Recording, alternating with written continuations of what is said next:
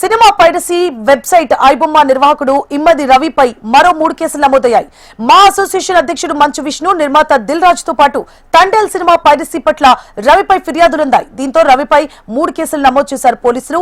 ఈ 3 కేసుల్లో ఐబొమ్మ రవికి మరో 14 రోజుల జ్యుడిషియల్ రిమాండ్ విధించింది నాంపల్లి కోర్టు. ఇప్పటికే చెంచల్గూడ జైల్లో రిమాండ్ ఖైదీగా ఐబొమ్మ రవి ఉన్నాడు.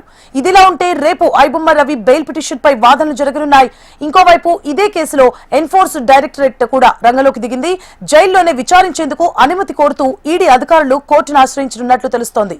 దీంతో రవి బెయిల్ మంజూరుపై సందిగ్ధత నెలకొంది.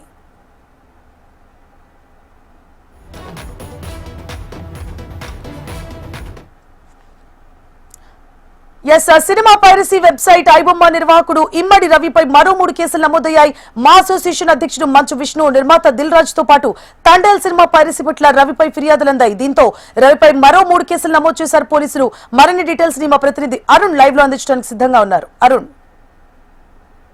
ఇప్పటికే పైరసీలో భాగంగా విచారణ ఎదుర్కొంటున్న ఐబొమ్మ రవి పైన మరో 3 కేసులు నమోదాయి. మొత్తం ఇప్పటికే ఐబొమ్మ రవి పైన మొత్తం 5 కేసులు నమోదాయి. ఇప్పటికే 2 కేసుల్లో కూడా ఐబొమ్మ రవికి సంబంధించి చెంచల్గూడ జైలు రిమాండ్ విధించింది. అయితే ఈ 3 కేసుల్లో కూడా మరొక కేసులో నిన్న నాంపల్లి కోర్టులో 8 రోజుల విచారణ తర్వాత హాజరుపరిచిన సైబర్ క్రైమ్ పోలీసులు అయితే మరోసారి కస్టడీకి ఇవ్వాలని కూడా అడిగిన నేపథ్యంలో నాంపల్లి కోర్టు అదేవిధంగా రవికి సంబంధించిన న్యాయవాది బెయిల్ పిటిషన్ కూడా దాఖలు చేశారు. ఈ నేపథ్యంలోనే వాదనలు జరిగిన తర్వాత బెయిల్ పిటిషన్కి సంబంధించి రేపటికి వాయిదా వేశారు. అయితే ఈ నేపథ్యంలో కూడా ఇప్పటికే రవి పైన కూడా మొత్తం 5 కేసులు నమోదయ్యాయి. ఇప్పటికే మరోసారి దిల్ రాజు, అదేవిధంగా మంచు విష్ణు, కన్నప్ప సినిమాకి సంబంధించి, అదేవిధంగా తండేల్ మూవీకి సంబంధించి 3 సినిమాలకు కూడా ఐబొమ్మ ద్వారా పైరసీ అయ్యాయనే నేపథ్యంలో కూడా కేసులు నమోదు చేశారు. ఈ కేసులకు సంబంధించి కూడా పోలీసులు ఇప్పటికే నాంపల్లి కోర్టులో పీటీ వారిని కూడా దాఖలు చేశారు. ఈ తర్వాత పోలీసులు రేపు మరి ఐబొమ్మ రవికి బెయిల్ లభిస్తుందా లేదా మరోసారి విచారణకు కస్టడీకి అనుమతిస్తుందా అనేది వేచి చూడాల్సింది. మొత్తంగా ఇప్పటికే ఐబొమ్మ రవిని ఈ పైరసీలో భాగంగా ఇప్పటికే 8 రోజుల పాటు విచారణ జరిపించారు. అయితే మొదటి దఫాలో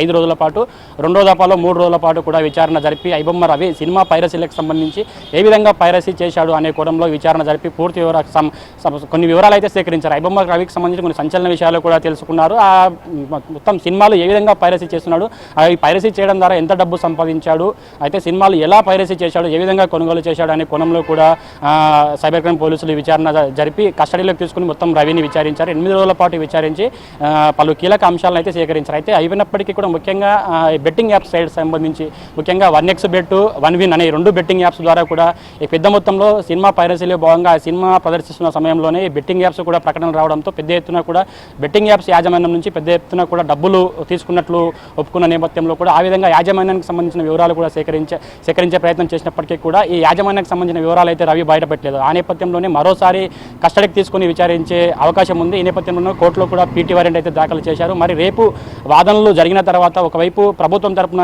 న్యాయవాదికి సంబంధించి కూడా ఐబొమ్మ రవికి బెయిల్ గినక లభిస్తే ఆధారాలన్నీ తారుమారు చేసే అవకాశం ఉంది. విదేశాలకు వెళ్ళి మొత్తం తనకి సంబంధించిన ఆధారాలన్నీ తారుమారు చేసే అవకాశం ఉంది. కాబట్టి బెయిల్ ఇవ్వద్దు అని కూడా ప్రభుత్వం తరపున న్యాయవాది డిమాండ్ చేశారు. ఈ నేపథ్యంలో రేపు ఉదయం 10 గంటల తర్వాత రవి తరపున న్యాయవాది కూడా బెయిల్ మంజూరు కోసం అయితే వాదనలు వినిపించనున్నాడు. రేపు ఏం జరుగుతుందో అయితే వేచి చేయాల్సి ఉంది. మొత్తంగా ఏ బెట్టింగ్ యాప్ సంబంధించి యాజమాన్యంకు సంబంధించి వివరాలు అయితే రవి చెప్పకపోవడంతో మరోసారి విచారణ జరిపే అవకాశం అయితే కనిపిస్తుంది. న్యాయ నిపుణుల ప్రకారం అయితే రవికి బెయిల్ వచ్చే అవకాశం లేనది కూడా పలువురు న్యాయ నిపుణులు అయితే చెప్తా ఉన్నారు. మొత్తంగా ఈ రవి దాదాపు 20 నుంచి 30 కోట్ల వరకు కూడా డబ్బులు సంపాదించాడని తెలుస్తుంది. అయితే చివరగా ఈ 3 రోజుల పాటు జరిగిన విచారణలో భాగంగా రవి పలు కీలక అంశాలను అయితే సైబర్ క్రైమ్ పోలీసుల ముందు ప్రస్తావించినట్లు తెలుస్తుంది. ముఖ్యంగా అయితే గతంలో సినిమాలు పైరసీ చేశానని తాను ఒప్పుకున్నాడు. అయితే వచ్చే రోజుల్లో ఎలాంటి పైరసీకి పాల్పడను, కేవలం విలాసవంతమైన జీవితం కోసమే ఈజీగా డబ్బులు సంపాదించే లక్ష్యంతోనే సినిమా పైరసీకి ఒడిగట్టాను. ఆ తర్వాత ఇప్పుడు వచ్చే రోజుల్లో ఎలాంటి పైరసీకి పాల్పడినాను కూడా పోలీసుల ముందు ఒప్పుకున్నట్లు తెలుస్తుంది. మరి రేపు ఏ విధంగా నాంపల్లి కోర్టు ఏ విధంగా